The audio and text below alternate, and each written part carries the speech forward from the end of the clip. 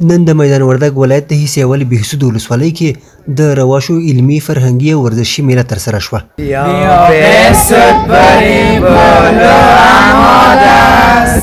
په دغه فرهنګي میله کې چې د اطلاعات او کلتور ریاست په نوښت جوړه شوې وه، د میدان وردګ ولایت د والي په ګډون ګڼو ولایتي چارواکو او د بیلابیلو برخو ورزشکارانو ګډون کړی و. د جمناستیک، پهلوانۍ او تکواندو ترڅنګ د هیواد ملي دودیزه او تاریخي د بزکشۍ لوبه هم ترسره شوه.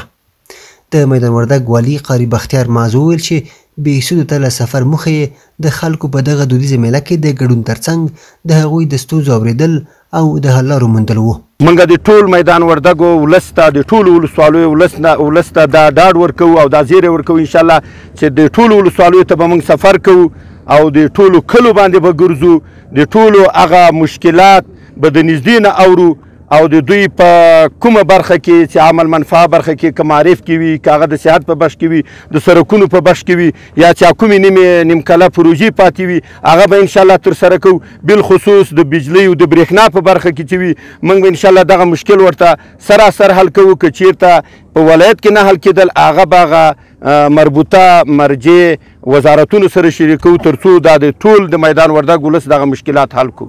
د اطلاعات فرهنګ رئیس چې د دغه میلې کوربه و وویل چې د دغه ډول پروګرامونو جوړولو موخه یې د خلکو ترمنځ د یووالي ټینګښت دی او په وینا یې راتلونکي کې به دې ته ورته پروګرامونه جوړ کړي.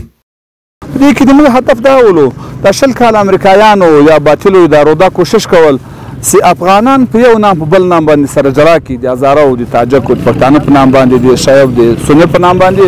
موږ دنیا ته عملي ښیو، موږ خپل دښمنانو ته عملي ښیو چې موږ استونه سره لري چې موږ دا یو افغانان د یو کور خلک په یو ټغر بناست یو.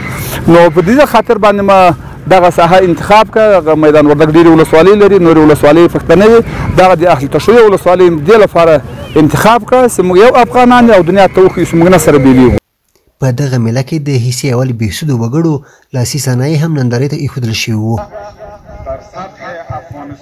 تیر کال هم په حصې اول بهسود ولسوالۍ کې د اطلاعات کلتور ریاست له لوري دودیزه میله ترسره شوې وه، خو سږکال په رسمي ډول د روا شو فرهنګي میلې په نوم ونومول شوه او د پرانیستې پټۍ یې پرېښوه.